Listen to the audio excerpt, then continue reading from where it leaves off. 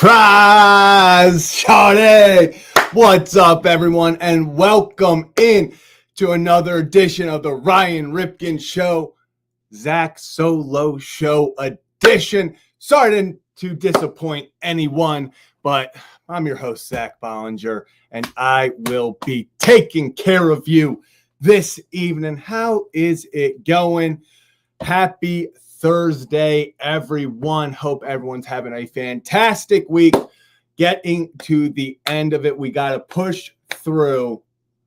And I'm telling you, we got a lot to talk about today. We're going to recap really fast. Hey, the Orioles are playing, but there was a lot of fun last night. The Orioles get their first walk-off victory of the season. Yes, 120 games. It might have taken 120 games, but they did it. The Orioles walk it off. Then we're going into a little birdie on the West Coast said the Angels run Los Angeles. That's right. The Los Angeles Dodgers have been swept in the season series against the LA Angels and are now out of the NL West lead. Hey, this is something big we're going to get into. Then I know it's August 14th. We got some football. We're talking gridiron. We're taking it over to the gridiron. I actually am just realizing I have this wrong thing up right here. It's the Ryan Ripken Show, not Kevin and Zach React. So we're going over then to the National Football League where we got some interesting news on the Rashee Rice suspension situation. We're going to break that down and more and how it may affect the Ravens. Then we're going to talk about going into Commanders versus Ravens. That joint practice, well, it's not going to be joint anymore. They're canceling it. Then we're going to talk about maybe a specific wide receiver and get some national analysts' opinions on, the Ravens we're supposed to be practicing against the Commanders next week, but you probably weren't practicing against a specific receiver, still holding out. All of that and more. I don't know if there's going to be more. I just like saying all that and more on this edition of the Ryan Ripken Show, Zach Solo edition. I'm telling you right now, I'm making that a thing. Ryan Ripken Show, Zach Solo Show. Ryan Ripken Show, Zach Solo Show. So let's get into it. So currently, actually, the Orioles went out there and are currently in a rain delay. In the top of the sixth, the Orioles are up 5-0. It looks like we are going to be delayed for a little bit. I'm not sure how long we're going to be delayed, but Orioles up 5-0, looking to take the series against the Seattle Mariners. If they win this game, they'd go 5-1 against a very, very, very, very, very good Seattle Mariners team and one of the hottest teams in baseball. Came into this series on a 7-game win streak, squeaked out the 1-0 win against the Birds on Tuesday. But the Orioles last night, they got their lick back. And for the first time in 2025, the Baltimore Orioles walked it off. No, you're not hearing things. The Baltimore Orioles walked it off last night, the first time all season, which is crazy. They were the only team in baseball for over a month or so now that had not gotten a walk-off win. They end that. Jackson Holiday goes out. RBI double down the line after they blew the game in the ninth. And last night, if you saw me on Kevin and Zach React, I talked about it.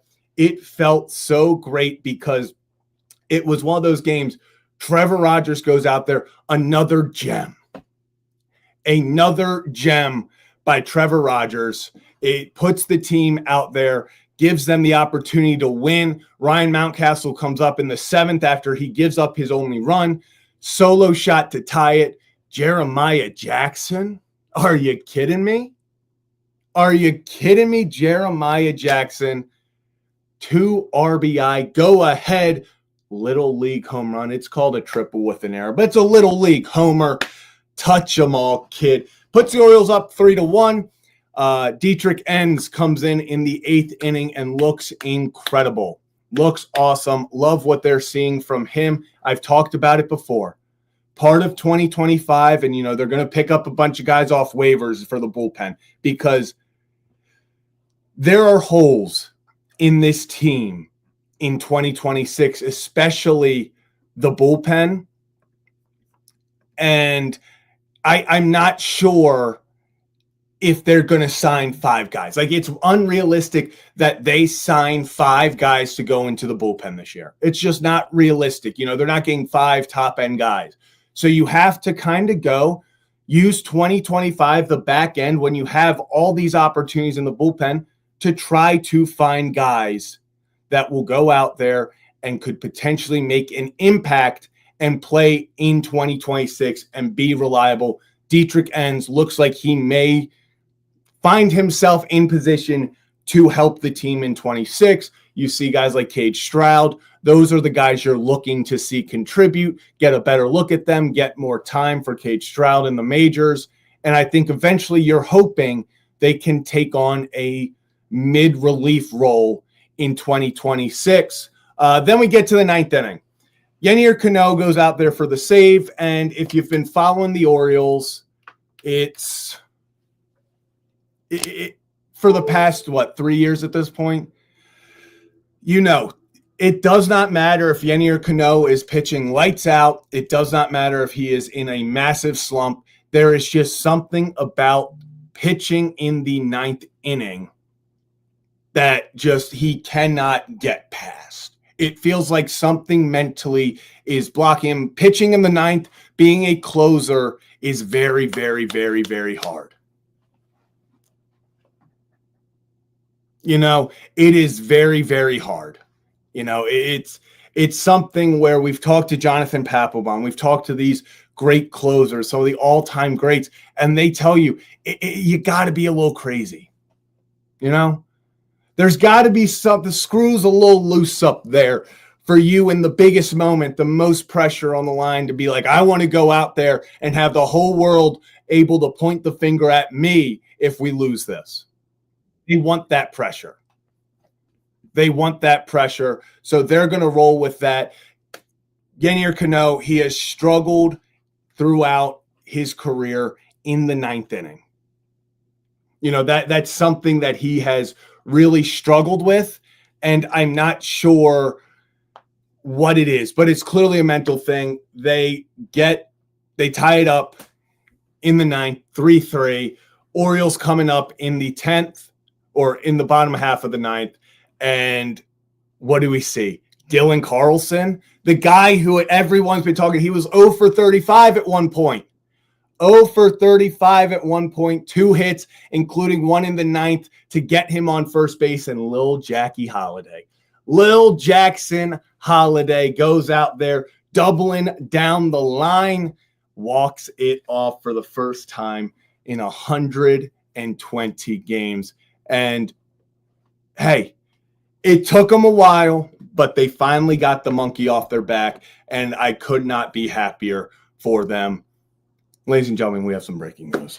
I know I called it the Zach Solo show, but I don't know if you heard the glass crash. We have a surprise entrance coming in like Stone Cold Steve Austin, Kevin Oestreicher. That's Kevin Oestreicher's music. Man, I didn't want to leave you hanging solo, man. I've hit 2 solo shows in 1 week. Kevin, that's showbiz, baby. The show must go on because we got a lot to talk about. Actually, it's funny enough, the tarps are already coming off the field in Baltimore. This might be up there for one of the shortest delays I've ever seen, if they play in the next 15 minutes. Especially with how hard it was raining. I mean, yeah, kind of wild. I mean, look, the MLB should just play it safe and just call the game. Why are we risking players? Just call the game. Why is there a reason to play the game? There isn't. Seattle needs to make sure that they can make their flight home. We don't want to don't want to mess with anyone's schedules. Let's just call it for player safety. Strictly for player safety, I think we call it and we move on. That's probably the best route. Yeah. I agree. I agree. I also, Kevin, I don't know if you've noticed in StreamYard, it now gives you a notification up top that someone has joined the stream. Where? Like when you joined, it on my screen in big blue popped up on top. It said Kevin Ostrecker has joined the stream. Oh, really? No, I didn't know that. Huh. You learn something new every day. But Kevin, obviously, Orioles, will see what happens with them and just kind of how all of that goes down. But something keeping it in Major League Baseball. Let's go to the West Coast. Woo! That's how I'm looking. If the umps are calling, hey, let's keep playing. This is a player safety issue. Player safety issue. Don't do it. Let the kids safely return home. Yeah, Get the Ubers, and let's go. Don't want to risk it. But taking it out to LA, the Anaheim Angels, the LA Angels, have swept the season series against the Los Angeles Dodgers. Wow. Man. And I mean, we want to talk about, you can talk about some teams that have kind of fell, and I'm talking these past, few weeks, month or so. We talk about the Yankees. You talk about teams that have struggled kind of out of nowhere. The Rays fell off and a crazy drop. Kevin, would you believe me if I told you the LA Dodgers, the super team, the team that was supposed to break the record, they were supposed to surpass 116 wins. The Dodgers are 12-21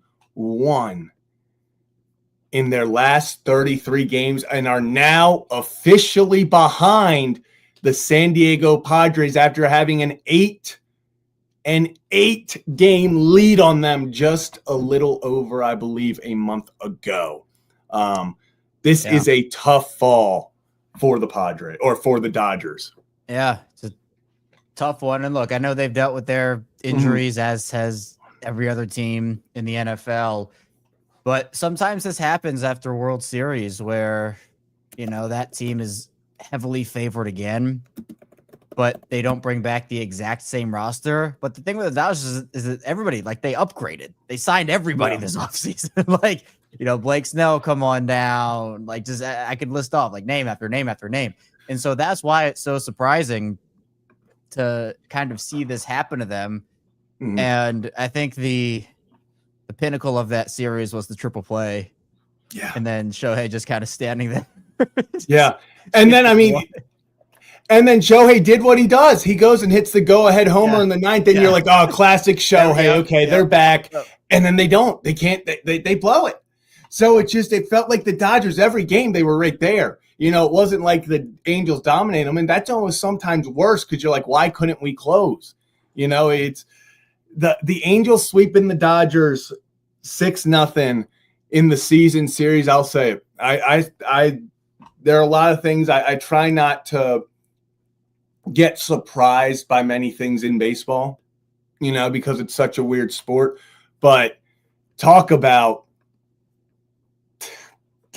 just, I didn't see that coming. I did not see that coming.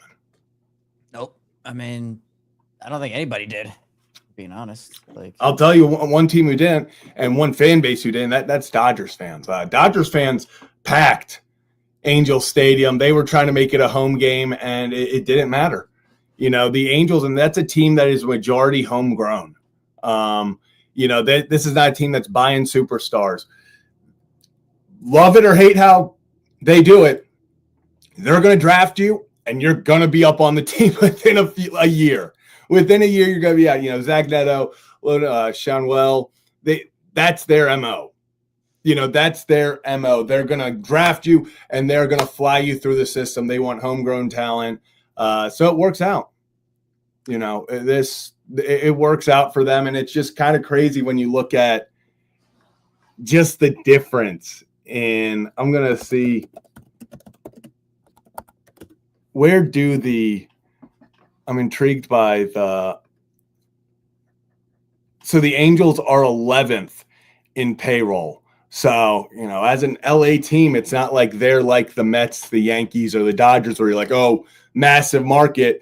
They're going to be, they've spent $204 million, but it's only $50 million more than the Orioles. And some of these are not on great contracts. These are guys like Anthony Rendon, who we see is not really working out the way that you would hope. That was, yeah.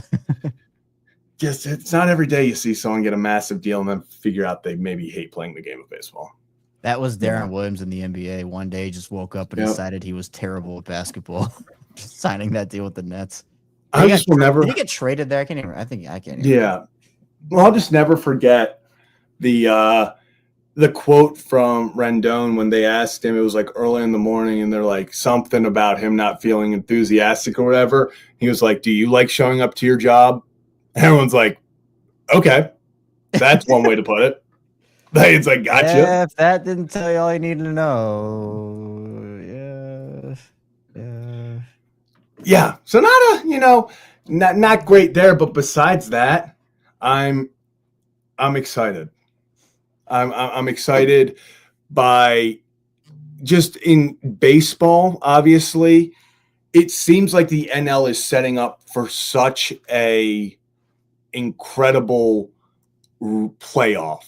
Like, you got the Padres, you got the Phillies, you have the Mets, you have the Cubs, you have the Dodgers. That's 5 teams where if you told me that they went to the World Series, I am so sorry, the Brew Crew, the best team in baseball, how could I forget? That's 6 teams. If you told me that they went out there and won it, I'd be like, yeah, of course. Like, yeah, they definitely can.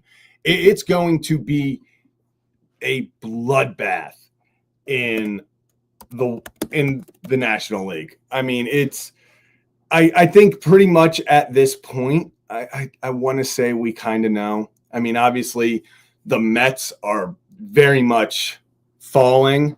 They have not been playing well. They've lost 7 straight at one point. They're 2-8 in their last 10. The Reds are actually just a game behind them.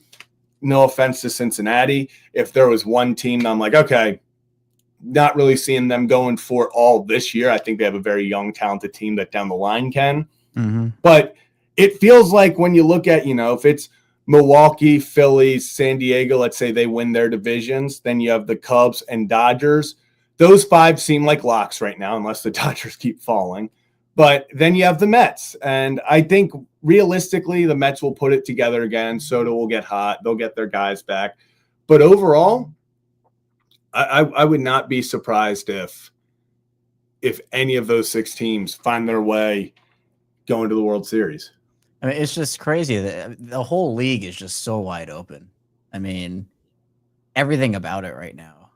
NL, and the AL is like a worse version of it, right? Where, I mean, and that's why, from like a Baltimore perspective, that's obviously the team that we cover here. So disappointing because it feels like there's a ton of opportunity across the board for a lot of different teams here. So I can't wait for the all Orioles playoffs where there's one former Oriole in every playoff team in the entire. It's how it feels. Are the Dodgers maybe the one team that I really can't put a finger on as a former Oriole? I don't think Tanner Scott. Is Evan Phillips still there? I was going to say Tanner Scott technically. Yeah. Is Evan Phillips injured? Yes, I believe he is okay, still. Then that doesn't count. I know, and I know Tanner Scott just got put, he's still on the IL. But then again, I'm going to be honest, who isn't on the IL for the Dodgers? Evan Phillips is on the – I forgot he underwent Tommy Juan. Yeah, that's tough. It's tough. And this is kind of one of those situations where if you are, the Dodgers, we always talk about over a course of 162 games, a lot of times the teams that's best set up for success is just a team that stays healthiest, and that's where, we talk about if you went at the beginning of the season and you went on paper, best teams, best roster, no one blinked an eye. It was the Dodgers. but you got to stay healthy for a full 162. And the Dodgers, unfortunately, have not been able to do that. Yep. And now you look at them and they're kind of a shell of themselves. So they have to get healthy. They got to get guys back. I mean, they have the most guys on the IL in the league. And you go from there. You go from there and you just hope that, Kevin, like every playoff, it's you win, you get in, and then you see what happens. Yeah. And that's every team that makes the playoffs feels like they have a shot because it's a new season. Yeah. Anything can happen. We've seen it happen that way. And, like a team like the Brewers who's playing really good right now and is super hot, like they can go into the playoffs feeling really good. And then a team that like we see it in all sports. It happens in football. It happens in basketball. It happens in baseball, everywhere. Yeah. A team can limp in there and go on and win a Super Bowl. The Ravens did it. They were awful in 2012 in their last month. Backpedaling. They end up showing up and just ripping off one of the most historical runs Joe Flacco you've ever seen there. So that's why playoff baseball is so exciting. Playoff sports in general is so exciting. I see Trizzle asking if the Padres are the NL. I like the Padres right now. I think they're playing. I think they're playing well. I think they have the roster. Laureano is mashing. Oh my God! Now. I think I saw he hit his hardest hit ball of his career last night. 112 miles an hour off the bat. Home run that scored O'Hearn, and I was like, of course. Yeah, if I had to pick the World Series right now,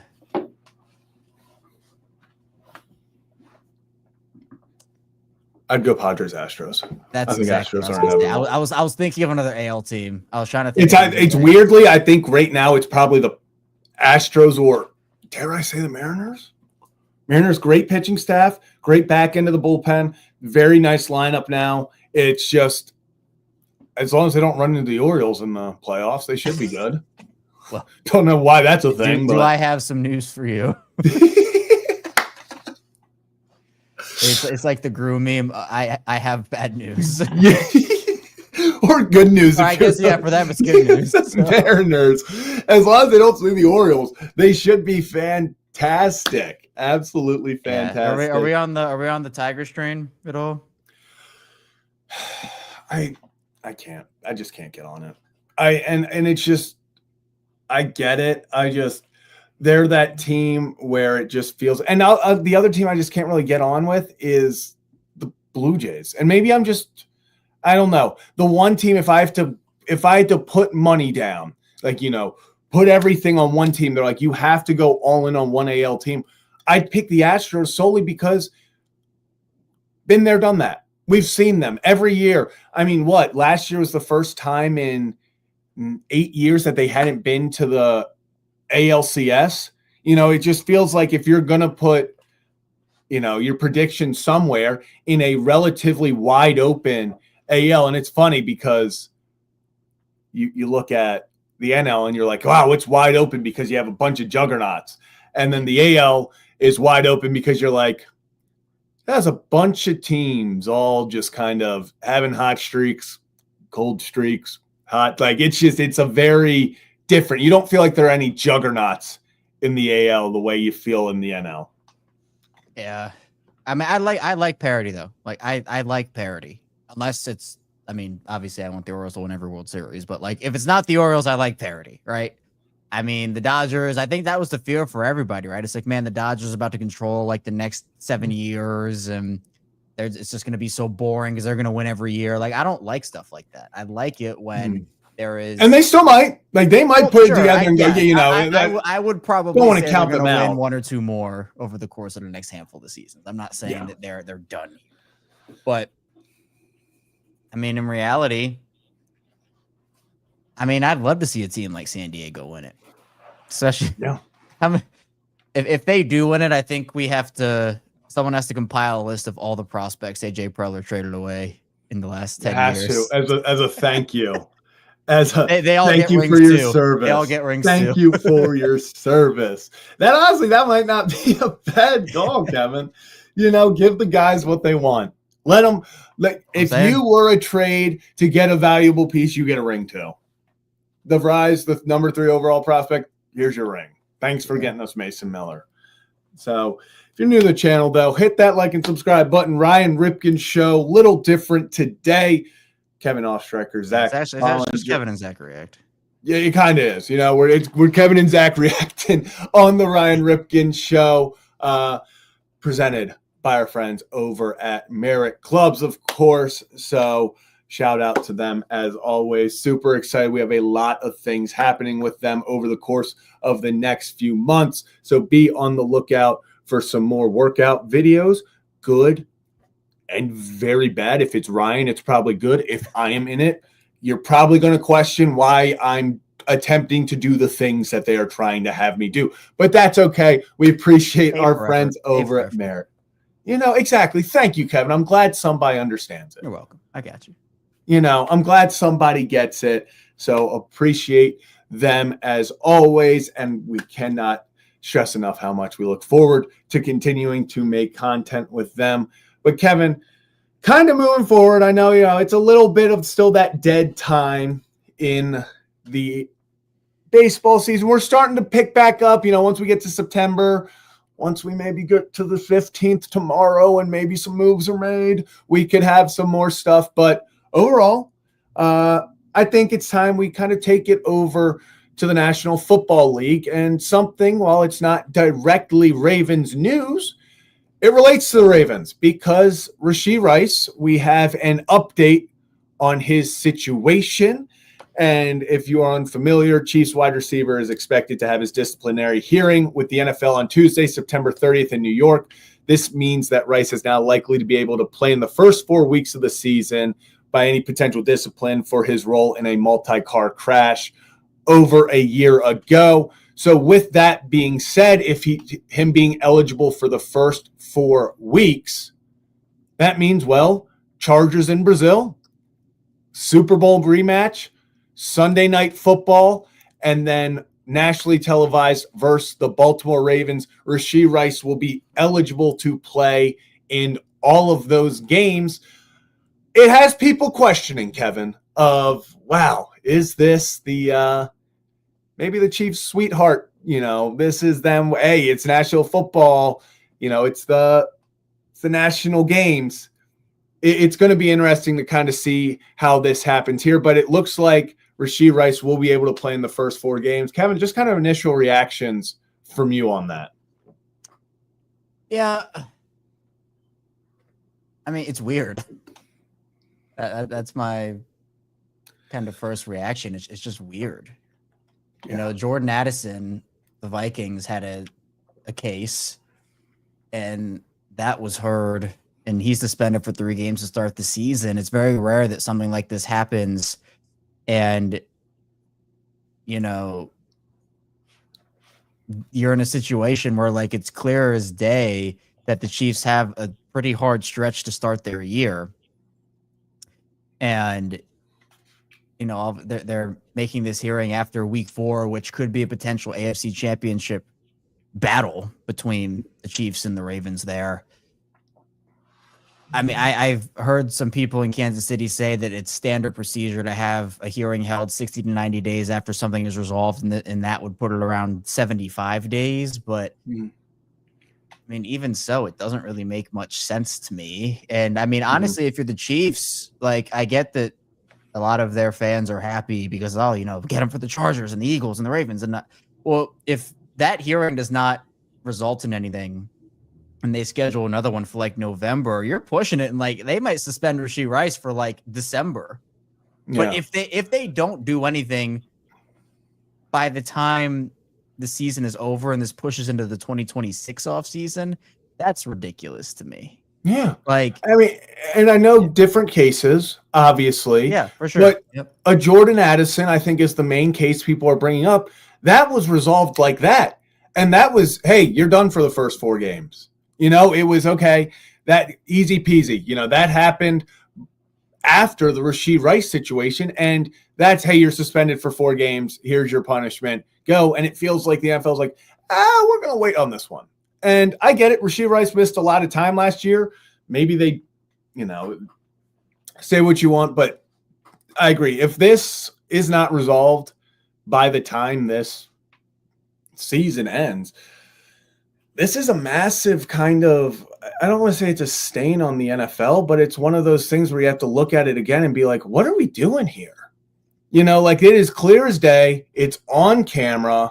Like this is not any, what are witnesses saying? Like you see him walking away clear as day from the crash. You know it was him in it. It just feels like this is something I think everyone should have been, even last year, I'll say it. It should have been a 4-game suspension last year, and then no one would care.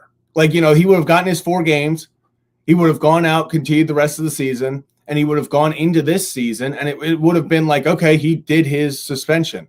It just feels like the longer they drag this out, the more people are like, hey, why is this getting dragged out? Like, they're making it a story they didn't need to. It didn't have to be this monumental, big breaking story in the National Football League if all they did was take care of it when they needed to. Yeah.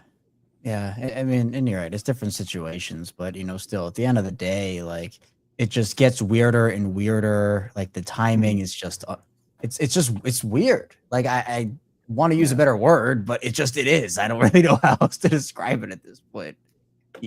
This stuff doesn't happen like this that often. And I don't know. I'm curious because I think that there is now pressure to get something done by the time that September 30th happens, or else you're kind of entering pretty dicey territory in a couple different regards. Yeah, and I think I think it's just one of those things where I like how you put it. I do. I feel like, we our job is to talk, but the only word I can think about is weird. Yeah. Like it's just, you look at it and you can't put your finger on it. It just feels like so many aspects of it are just kind of being prolonged when it doesn't need to. When the first broke, when, over a year and a half ago or whatever it was, and you looked at it, you were like, okay, this is pretty cut and dry. He was involved. He's going to get his normal suspension that the NFL does, and we're going to move on. But then it's been, all last year it was, hey, are they not suspending Rashee Rice? And then it kind of kept snowballing. And then got to this offseason. It's like, okay, are we finally hearing what's happening to Rashee Rice? And then it was kind of radio silence. Like, no, we're getting to it. We're waiting for stuff. And I get it. They have to wait for legal proceedings. But I do think it's one of those things where it really could have maybe gotten handled by the National Football League a little bit differently. And maybe they would have taken some of the heat off of themselves in this situation. Yeah, it doesn't make a lot of people look good.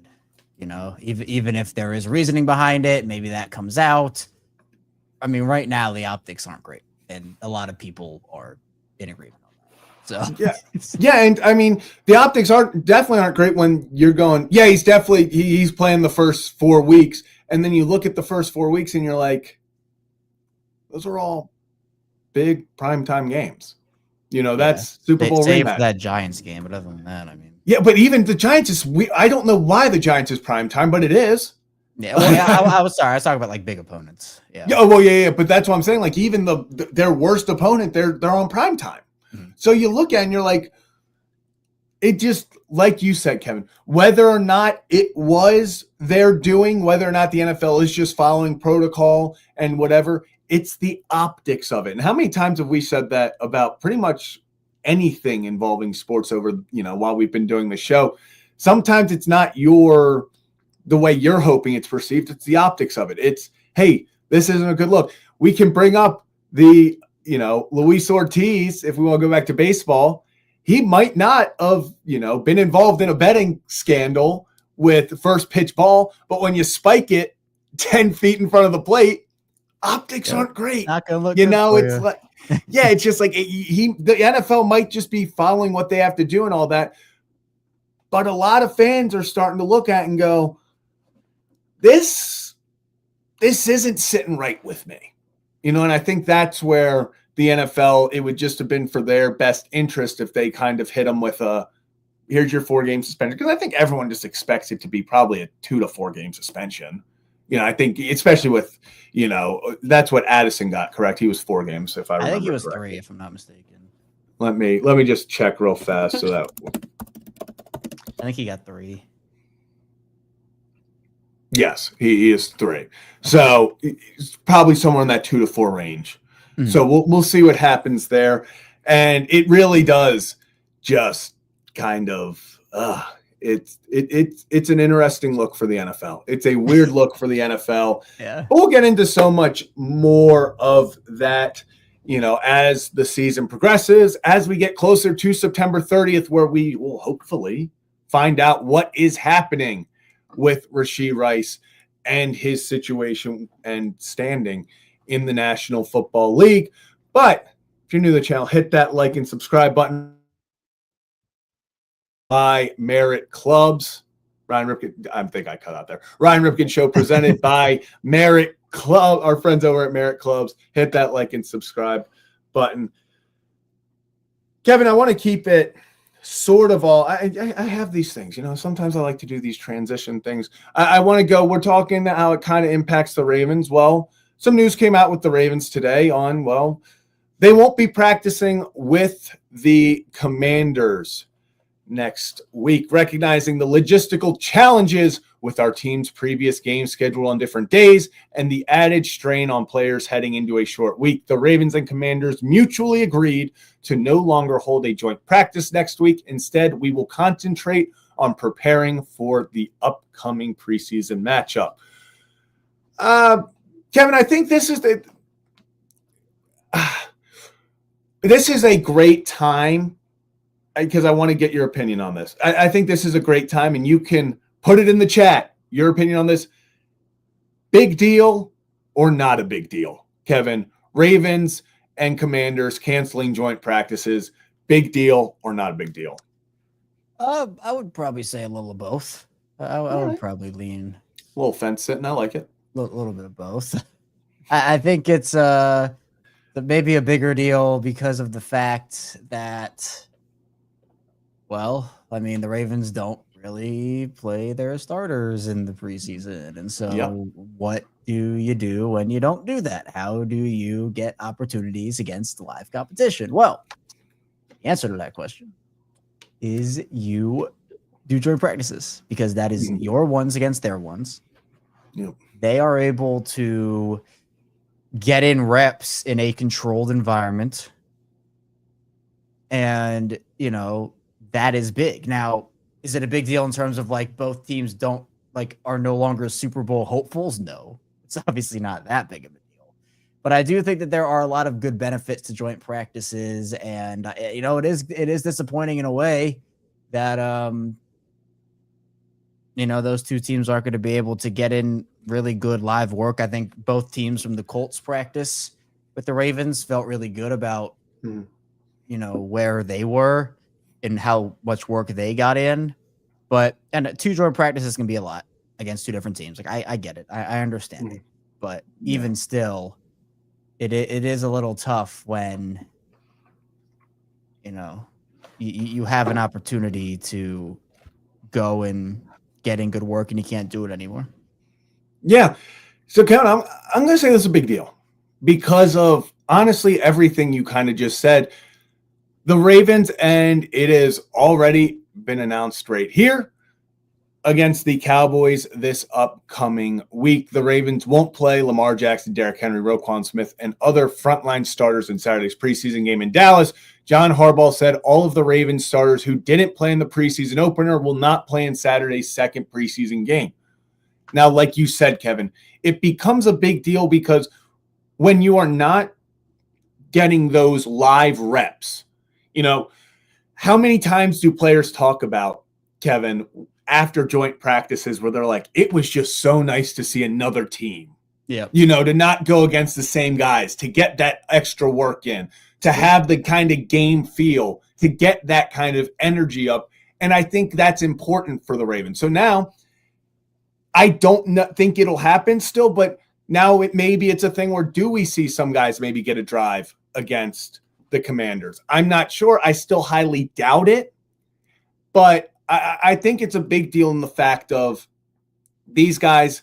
It's a controlled environment. You're not hitting Lamar. You're not the guys that you are like, hey, you're not contact, don't hit these guys. You're protecting quarterbacks. You're not taking guys to the ground, stuff like that. you can control all that, keep it safe while also getting very, very, very valuable reps in.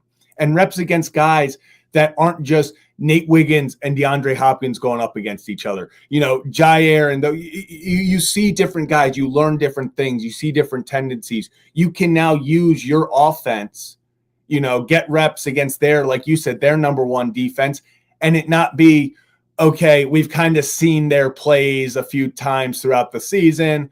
Defense is getting a little bit of hold of them, or offense sees their coverages a lot. We're getting that. It feels like one of those things where it just benefits having a joint practice. Now, joint practices, as we saw with the Ravens and Colts, can get a little chippy, and I think it gives that little competitiveness that you like to see from these guys. Yeah. And that's why I kind of lean towards I like how you put it. Is it a big deal in the sense of like, oh my gosh, this is catastrophic, this changes everything? No. Right. No, not at all. But it's a big deal in the fact of like, if you're the Ravens, you're probably like, okay, perfect world, we would have liked to get Lamar and the starters more reps, like you said. And I think that's the biggest part, in a controlled environment. In a controlled environment where you don't have to worry, because if you send them out there in the game, you have to worry about things. That's something you have to worry about now.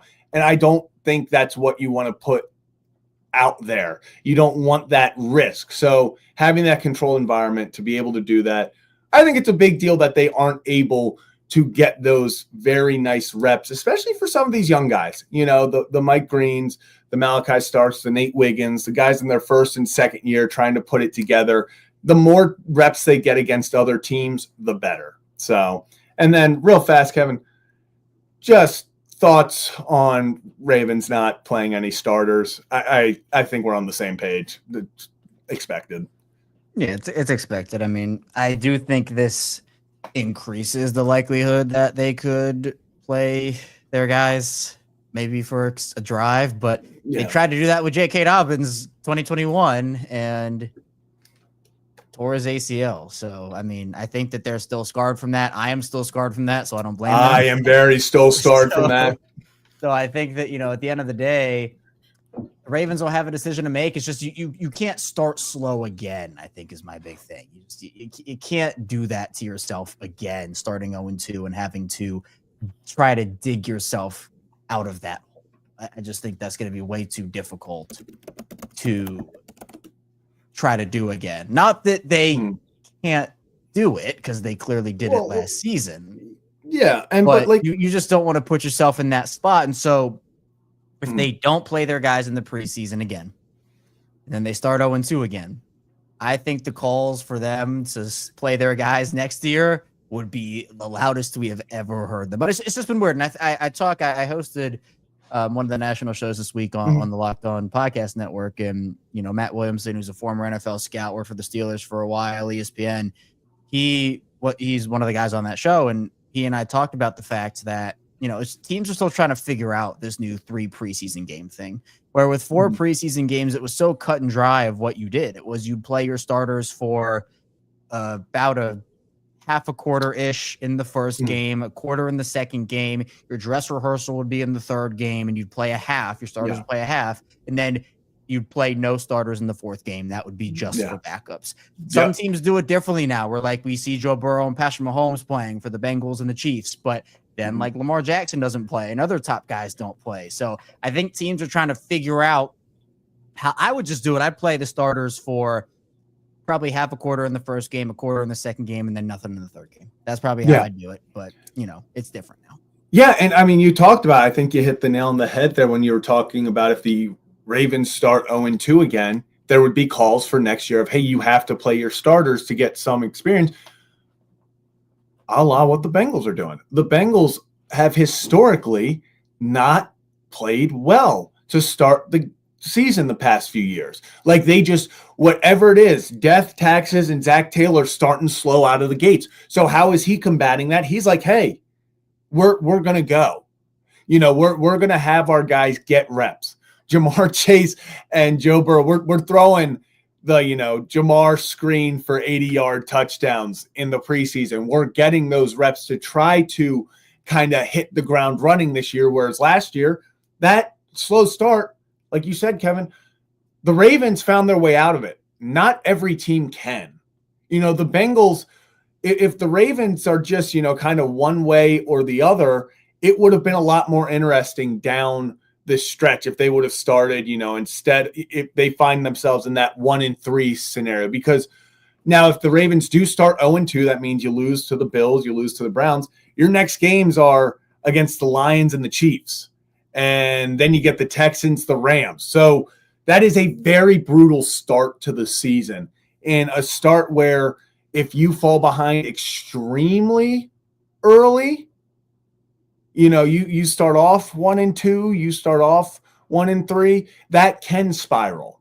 So it's going to be interesting. I agree. I don't think teams know how to, and that's why I really hope they don't move it even more. I know there's talks of, do we go to 2 preseason games and add another? We'll see what happens down the line with that.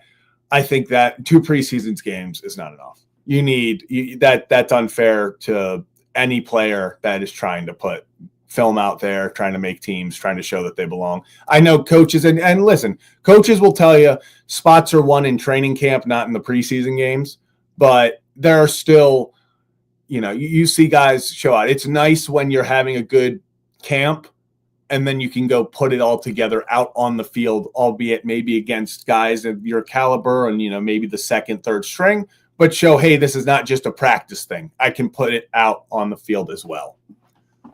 Right. Yeah. I mean, every game that you could get as a young player trying to make a roster was important. And so we've seen the decrease in that already. I mean, I'd hate to see that continue and guys not be able to, and it's just like a bunch of vets make the roster and these guys don't have opportunities to prove themselves. Like you do need a little more, in my opinion, than just 2 preseason games. I mean, maybe that's where the NFL ends up going with it, but I would really like to see them keep 3 because I think it honestly fits in well with everything that you're trying to do.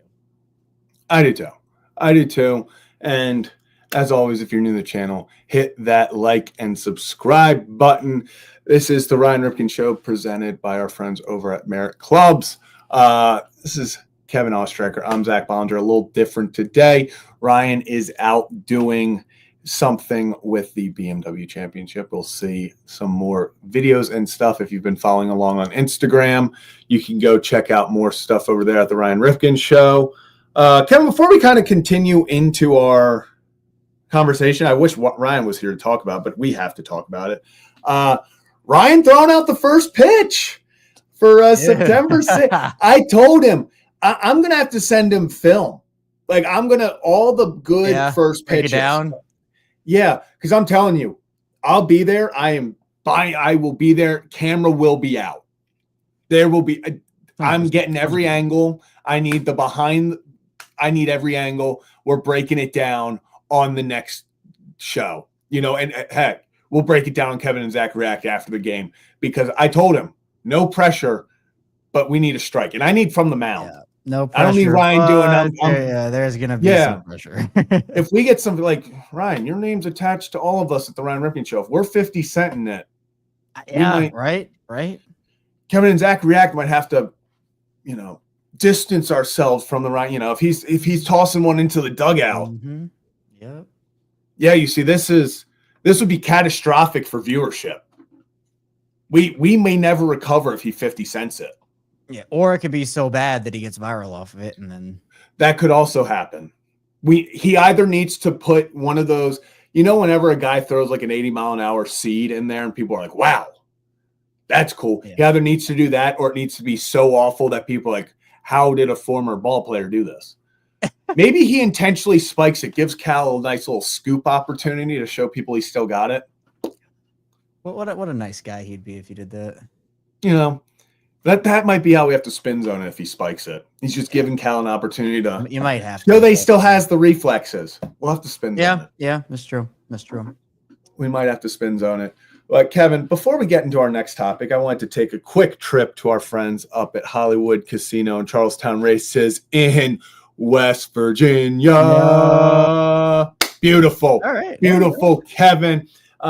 Hollywood Casino in Charlestown at Charlestown Races in West Virginia. We will be up there week 1 for the NFL season. We will be covering you throughout the 1 o'clock games. Obviously, the Ravens play later that night against the Buffalo Bills.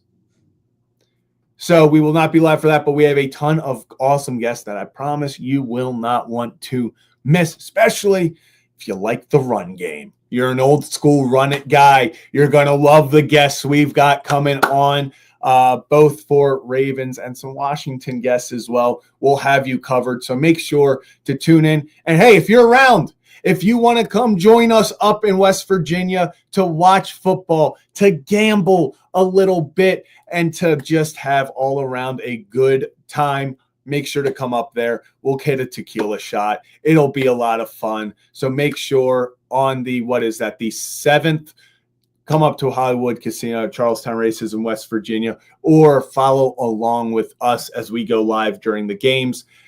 And because I just brought up a little bit of gambling, we'll get my bet of the day. Yeah, let's hear it. What do you got? Last night, I went Byron Buxton, 2+ bases. I said Byron Buxton, whenever he comes off the IL, he gets hot for some reason. It's death taxes and Byron Buxton raking off the IL.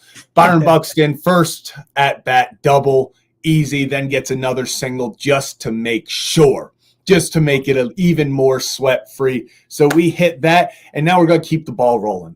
We're going to keep the ball rolling, and I'm getting it back, Kevin. Our one loss this week was on Kyle Schwarber, 2+ bases. It was tough. You know, one of his few for recently, but we're going back to the well. Against the Nationals, Lord on the mound. I like Kyle Schwarber here. I think he has opportunity. He's hitting a lot of long balls recently, but all we need is a walk. All right. All we need is, hit me 2 singles, although Kyle Schwarber doesn't hit singles. Give me a double, give me a homer, give me 2 doubles, whatever it may be. Let's go Kyle Schwarber, 2+ bases. We're locking it in. And as always, shout out to our friends at Hollywood Casino and Charlestown Races in West Virginia. Beautiful. Beautiful. Kevin, we nailed that. Kevin, right at the end. Right at the end. I'm going to say it. That was perfect. Not to toot my own horn, but that was perfect. Kevin, we just finished up talking about the Ravens and Commanders canceling their joint practice. Well, the Ravens won't be seeing the Commanders on the practice field, but even if they were, chances are they weren't seeing a specific wide receiver. Yeah, you like that? I know you do. Terry McLaurin's still in his holdout situation, and actually today on Get Up, they talked about the situation and kind of just gave their opinion on the overall how this is being handled by the Commanders and such. So we'll give that a quick listen and then react on the other side. Describe the situation in D.C. right now, Swagoo.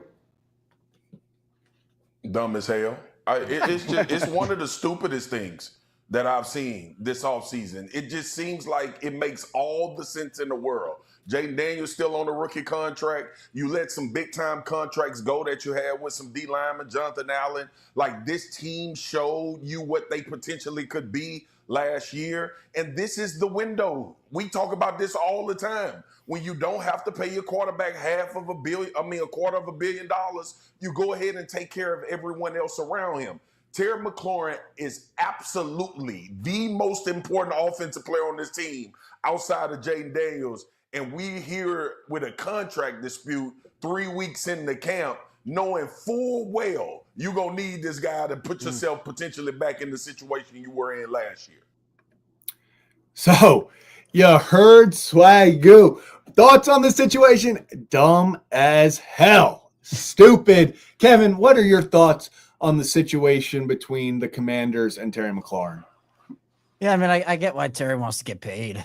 I mean, I truly do understand it. I just, the money that he's asking for, and I guess in the landscape of the league with the salary cap going up, I always refer to something Jake Lisco, one of the hosts over at Locked On Bengals, says. It's, save $1 million today to lose $5 million tomorrow. It's just going to be a matter of what team budges first. I mean, truly, like, if the Commanders say, okay, we're not paying you what you want. Like, we do not want to pay you this amount of money. And Terry says, okay, well, now you made your bed and I'm not going to play for you. Then maybe they have to reevaluate. But is he really going to do that? Because once those game checks start to hit your account, we sometimes see players say, okay, maybe I'll take a little bit less, or we can revisit this in the off season, and I'm going to play. I mean, I think that it's best for both parties. Obviously, if they get the job done, they get the deal done. But, usually trade requests, and, we saw this here in Baltimore with Lamar Jackson. Sometimes it is literally just a leverage play to try to get more money, the trade request. And maybe that is what it is here. It feels like it probably could be. So you kind of just have to sit and wait. Terry doesn't need to participate in training camp or play in the preseason to be successful this season. Like, he's been there long enough to know everything, and he's a vet. But still, it doesn't really help things when this Commanders team is gunning for a Super Bowl and your star receiver sitting out.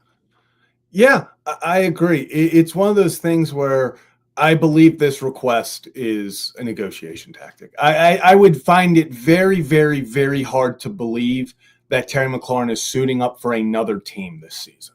It just doesn't seem like that's really a possibility. And I like how they point out, you're under this opportunity with Jaden Daniels, especially with that incredible rookie year where you have now 4 years before he gets that massive contract. So that is your big window. We've seen, the Chiefs, the Ravens, you can compete. It doesn't mean that you can't have a good team around guys, but that's your window. When the Ravens won in 2012, it was when Flacco was under that rookie contract. So with Terry McLaurin, I agree. That is one of, if not the most important offensive players outside of Jaden Daniels. And I think when you add in the importance to him, if you just exchange Terry McLaurin for Deebo Samuel, that's a downgrade in my opinion. That is, if you're just one for wanting, like, Terry's not playing, but at least we got Deebo, that's a downgrade. I think Terry is still, when he is at his best, when he is on the field and healthy, he is one of the better wide receivers in football. And when you have a young quarterback still, even though Jaden Daniels has shown that he can make things work, he can go out there, do it by himself at times, to have Deebo, to have Zach Ertz, and to have Terry McLaurin, to have all these weapons around him. You went out and you helped out the O-line with Tunsil. You are making those moves. It feels like, why did you make those moves if you're not going to extend Terry? Because it makes it harder to win if you do not have your best wide receiver out there. And a quarterback's best friend, when you have a star wide receiver, you can't just be like, oh, if he doesn't play, it's okay.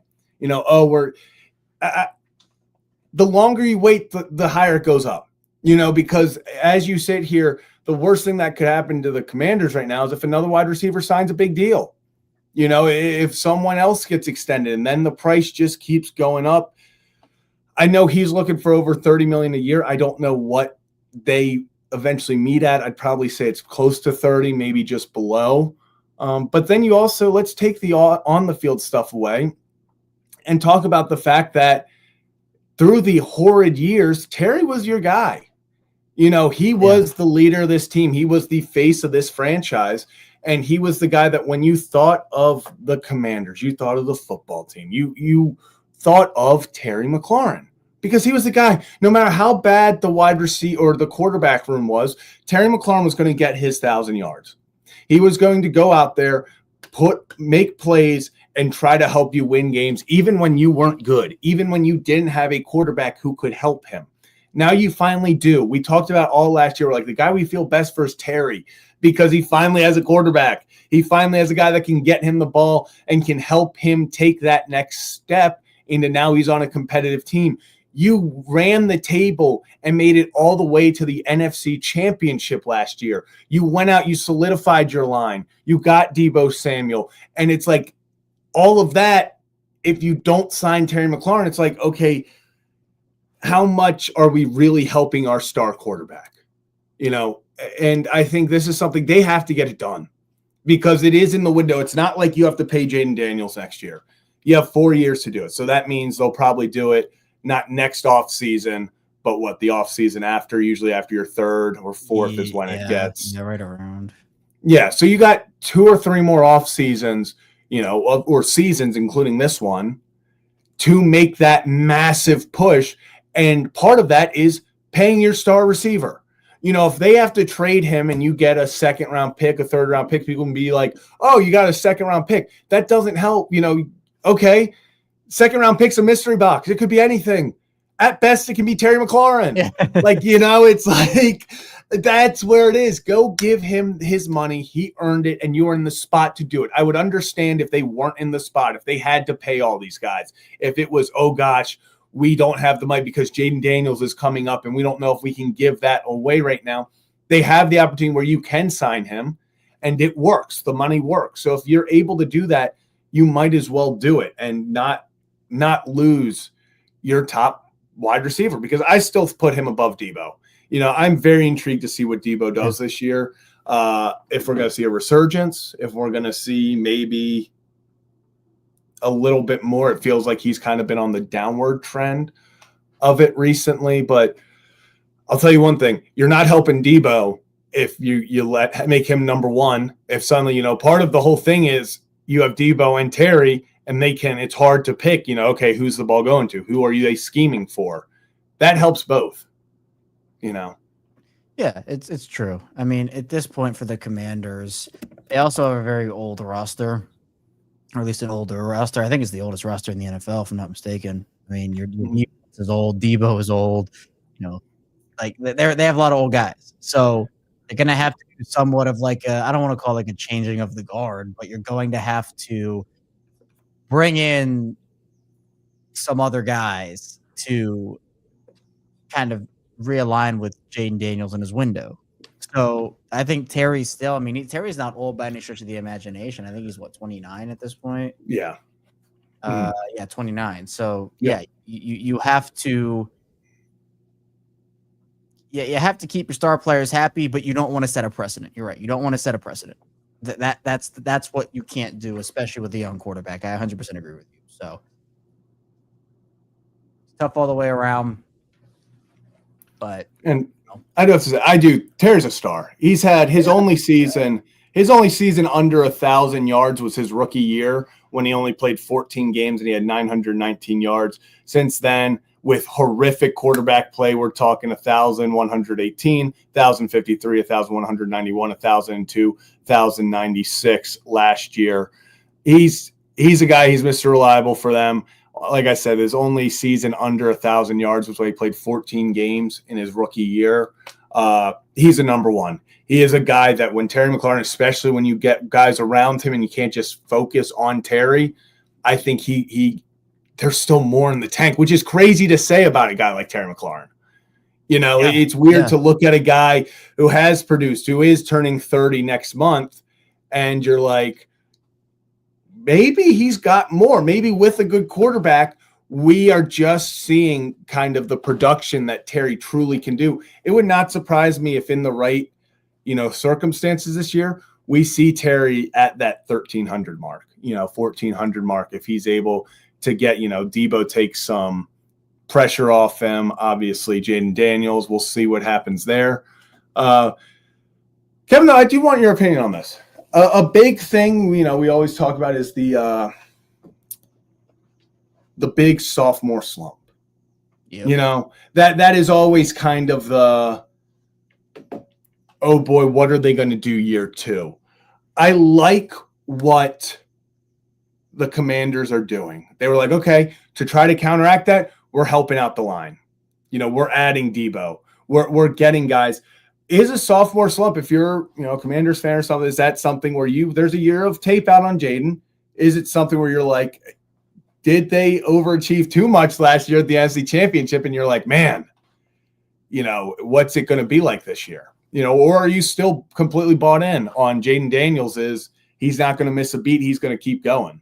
I'm still bought in, but I also think it's unfair to assess him on if he makes it to the Super Bowl this year or not, because Yes. linear production like that is always so hard to come by. I mean, we went through it with Lamar Jackson, where it's just kind of like, you know, he's not going to throw for, like, if he continues to ascend from where he was in his second year in 2019, he had 36 passing touchdowns that year. He's in year 8. We've been talking about him having 75 passing touchdowns a season now.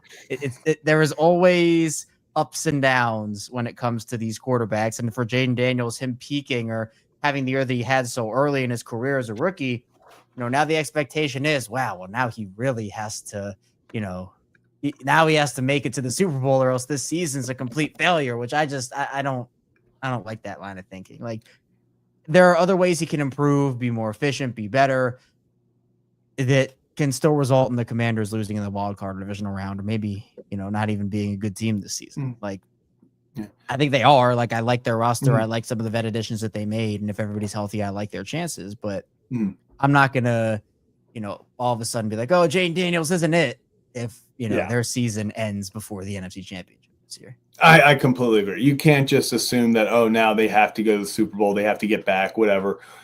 It's all about the growing pains and everything. And I mean, I think the biggest one is I'm still bought that CJ Stroud is a top 10 quarterback. He struggled last year mightily, you know, at times, and it wasn't pretty. But I think at the same time, it's unfair to be like, oh, well, okay, Stroud, we thought he was good, really good, but then he's not, wasn't not even that he wasn't good. You know, he had a pretty similar season. I think he threw for 300 yards less, 3 touchdowns less, had more interceptions, which was a big issue. But suddenly people are like, yeah, CJ Stroud's not that good. It's like, no, guy's in his second year. Like, that happens. It's how does he bounce back? How does he adjust after all of that kind of goes down? Yep. So I think the difference, or the season in Washington, is going to be very intrigued. Kevin, just because, you know, we'll wrap up in a little bit. It's kind of a shorter show because, you know, Ryan's not here. We're talking about, honestly, a pretty dead period. And obviously you have football stuff sort of starting to peak. Kevin, is there any kind of storyline or, you know, team out there right now that is really intriguing you, that you're sitting there thinking this could be something, you know, a team that maybe surprises people? Yeah, I like the Vikings this year a lot from an NFL or an NFC perspective. I think, to me, they're a team that put the right pieces around JJ McCarthy. Offensive line wise, defensive line wise, they have Justin Jefferson and Jordan Addison. Like, that's all you could want as a rookie quarterback. And so I think, for me, I love what they did. I think that, you know, it really is just all going to come down to JJ. Like, this is technically his rookie season. How's he going to look? Didn't have experience last year. Like, that all, to me, is going to be what it comes down to. I don't know if he'll be good or not, but Minnesota has put him in a position to succeed. So I like Minnesota this year. Here's kind of where I want to take the conversation when we're talking about kind of teams that maybe could make some noise. Are you buying that potentially the Carolina Panthers could fight for the NFC South? Bryce Young kind of took that step last year. I like Ted McMillan. The only team, I mean, obviously you have the Falcons. Obviously you have Tampa. You have some teams. I don't believe in the Saints whatsoever. I think if you had to put bets on who has the number 1 overall pick next year, I think the Saints are a fantastic pick for that. I think you have to say that Tampa is kind of the leader, just because, let's be honest, when you look at the quarterbacks, you don't know what Michael Penix is going to be. You've seen flashes from both he and Bryce Young. You know what Baker can be. You know what Baker's been surrounded by. I love Tampa Bay's offense. I think they have a ton of weapons, extremely deep. But are you buying that the Panthers could maybe, with Bryce Young, kind of, I don't want to say take off and win, but maybe they're fighting for a wild card? I think they can be better.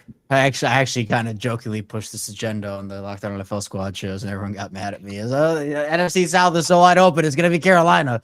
But I think what we saw from Bryce last season, you're right. Like, he was a guy that was largely counted out due to his benching and everything, and then he came back and was just kind of like, "Hey, actually, kind of good. It's the number one overall pick for a reason," and he showed a lot of people why he deserved to get another chance. So I think for me, I could see it. Like, I'm not saying it's impossible. It certainly is possible, but I still like the Bucks. I think the Bucks are really good. I think the Falcons are going to be better this year, although I say that every year with who they have. And it doesn't. Are you okay? I'll ask you. Let's rip the Band-Aid off. Are you buying Kyle Pitts? Where he's being drafted, yes. He's not like a 5th rounder anymore. Like, no, where he's being drafted, I am. Like, it sucks because he's going to get me for a 5th straight year. Yeah, but it's what, like an 11th rounder, 14th rounder? Like, that's fine. Darnell Mooney, wide receiver 1. Hey, you never know. Darnell Mooney becoming I love the thing in quarterback where, like, with all the highlights and everything that they were showing, people were like, if you only watch quarterback, you genuinely would think that Darnell Mooney is like one of the best wide receivers in football. Like, because everything they're only talking to him, only showing these massive plays to him. And they were like, Drake London is clearly the best wide receiver on this team, but they're targeting and acting like, obviously, Darnell Mooney is the guy. The NFC South, it's wide open every year, and I don't know if it's always for the best reasons. I'd say the same thing. You can look at other teams around the league and be like, oh, these divisions. I think the NFC people are going to be upset. I think the NFC North is pretty wide open. I think they have a lot of good teams out there when you take into account, kind of, there's not a specific team that I look at in that division because I do think the Lions kind of took I don't want to say they took a massive step back, but it's hard when they lose that much of their offensive line, when you lose your offensive coordinator and defensive coordinator. It just feels like a lot of moving pieces where I don't know if I'm not saying, oh, the Lions are going to stink and they're not going to make the playoffs, any of that stuff. I just don't know if they're going to be that, runaway 1 seed. They're winning the 1 seed. I think that 11-ish wins, 12-ish wins could get you the NFC North. And like you said, I think the Vikings have done a fantastic job surrounding J.J. McCarthy. We'll see what happens. I mean, Jordan Love obviously had a procedure on his left thumb. He's going to be fine.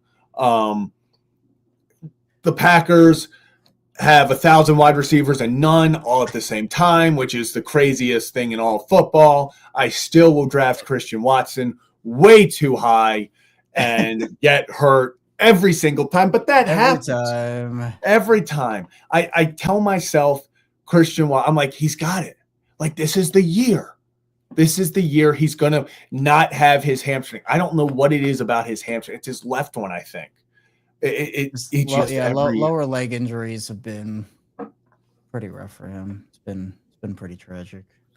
Yeah, pretty tragic. Are you in on Omarion Hampton? I guess if Najee is.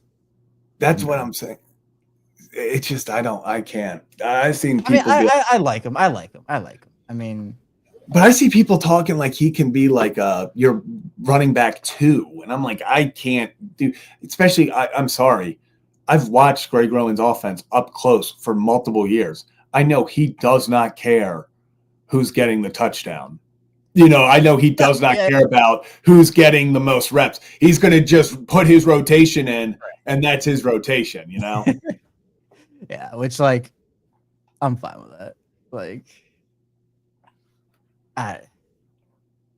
There's just so much. There's always this hype. There's always hype about guys heading into the year, and then they just all flop out. Fall for it every year, and I'm just like, of course, I fell for it again every time. It's without doubt. Also, real fast, just kind of final thing because I'm intrigued. Thoughts on the Raiders?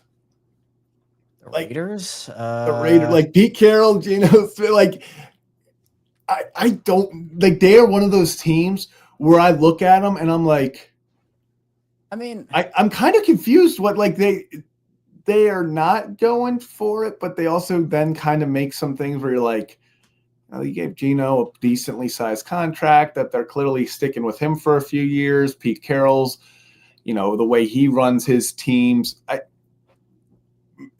They are a team where I'm like, I just think they're going to be annoying. I don't know how many games they're going to win, but I think they're going to be a scrappy, annoying team that is just going to kind of like they did to the Ravens last year. Just like hope that they hang in enough to maybe get one bounce their way. And then they're like, oh, sick. Here we go. We're in position. yeah, I mean, I think there are too many AFC teams for them. Oh, yeah. I don't think they're playoffs. I think they'll be better. If you're asking me if they'll be better, I think they'll be better. Without a doubt. I'm not in on them in terms of like they're going to make the playoffs. But, Genty's exciting. And I think that, whenever you have a guy like that and you're able to, I don't know, just like have that excitement, or it's like the Browns, like Shedeur Sanders gives that franchise excitement for the first time in how long? Like, even if he's not playing for them, I mean, he's still going to like, I relate it to Manziel. Like Manziel, even though he wasn't good, he gave that team excitement and the fan base something to, look forward to. I think to me, like the Raiders with Genty, that's exciting. Like I don't think Geno Smith is their long-term quarterback or anything, but you get a legit franchise player that can actually come in and help you out and can be a long-term part of your future. I think Raiders fans should be excited. Yeah, I think the Pete Carroll aspect of it is kind of because they've had just such a, the Josh McDaniel, then you had Antonio Pierce, like they kind of just sat in that like, oh, this could be fun head coach. I think they finally got a guy who can go out there and actually hold accountability. He's a proven winner. And hopefully, I mean, Tom Brady led team. Who knows? You never know. You never know. But Kevin, I think that's going to wrap it up for today. For this edition, I almost said Kevin and Zach React. Yeah, for this edition of the Ryan Ripken Show, a little different. Kevin Oestreicher and Zach Bollinger holding it down. I had complete plans on just rolling into Kevin and Zach React and doing a quick one of those after the game. Yeah, the game's still in a delay. It was so perfectly timed up. It was so perfectly timed up, and they did this. So we'll see what happens with the game. Kevin, I know you have your show in a little bit, so we'll figure out with timing and everything. We'll do a quick Kevin and Zach React later, probably focus heavy on call-ins and stuff there. So if you want to continue the conversation around the Orioles and everything, go hit subscribe over there if you're not already. But one last time, shout out to our sponsors over at Merit Clubs. Appreciate everything with them and super excited. Actually, I'm excited. Saturday, getting back from vacation. I got to hit the Stairmaster again at Merit. I got to get back out there. And, of course, hit the Discord. So if you're not already, go hit that Discord. But, yeah, that's going to do it. I do not have the music. I'll put the Discord link in real fast. I should just put the music on my phone. I know. So when I'm not play it. Yeah. I know. Just start playing it over everything else. So here we go. Don't.